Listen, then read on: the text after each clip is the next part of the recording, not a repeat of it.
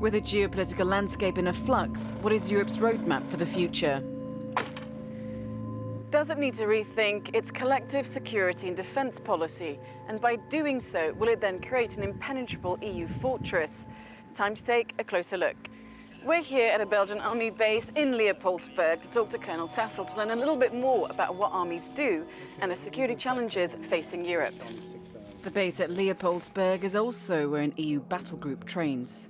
In 2013, the first time in almost 5 to 10 years, Europe talked about defense, and they said defense matters. And they were looking at 3 different strengths.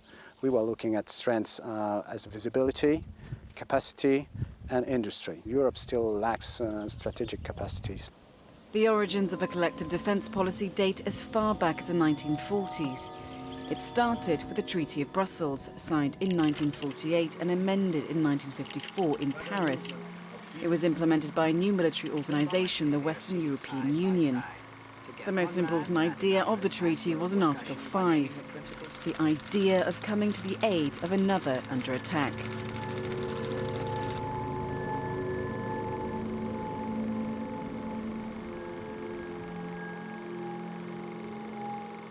Following the Cold War and Balkan conflicts, European leaders took a decisive step to develop collective capabilities. Capabilities that included the creation of a credible military force. But it wasn't until the 2009 Lisbon Treaty that things really kicked off. The Common Security and Defence Policy, or CSDP, was created with solidarity serving as an impetus for joint action. The treaty created an umbrella organisation, the European External Action Service, under the reins of an already existing EU High Representative for Security and Foreign Affairs. The post is currently held by Federica Mogherini. The EEAS includes a military staff. The objective in all these trends and lines of action is to make best use of Member States' resources, the most effective use for Member States and for the European Union in the context of their contributions.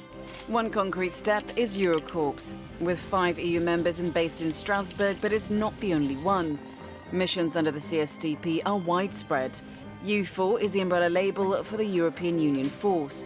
So far, some 15 civilian and military peacekeeping missions with soldiers from various member states have been completed. The same amount are currently underway in, say, for example, Ukraine, Mali and the Palestinian territories. The CSDP only allows for the financing of civilian missions. Military or defence operations have to be financed by member states. Their contributions to a defence budget of sorts, 190 billion euros. But the problem with the 28 countries collective, member states see defence as a matter of strict national sovereignty, so there's duplication of equipment, resources and personnel. But the European Parliament, and in particular its Subcommittee on Security and Defence, is pushing for more oversight of the CSDP and are calling for an EU defence equipment market. Could that make a difference in the future? Well, there's definitely one thing that could make a huge difference, and it's something that has been discussed for decades. Has its time finally come? Of course, I'm talking about the idea bandied around by EU federalists, the idea of an EU army. The thing is, the EU actually has an army of sorts.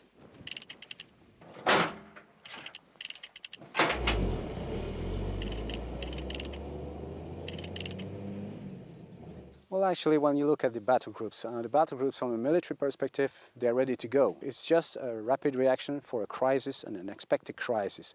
So you have to have those conditions, because this is the concept of using a battle group. First of all, all member states don't necessarily have the same sensitivity, the same feeling about the importance of the crisis. And on the other side, it's an issue of financial means. And that's always been its problem. Power and money struggles between member states have left them unused. Besides, their function is already served by NATO and UN peacekeeping troops. So it begs the question whether an EU army could ever really exist. It's like firemen. I mean, if you don't have fire, would you stop having and training firemen? So you have always to be ready. There's an old motto that says, united we stand, divided we fall. Since its inception, the European project has been about one thing, bringing its policies and people together. With common threats, they need common solutions if they are ever to break new ground on foreign and security policy.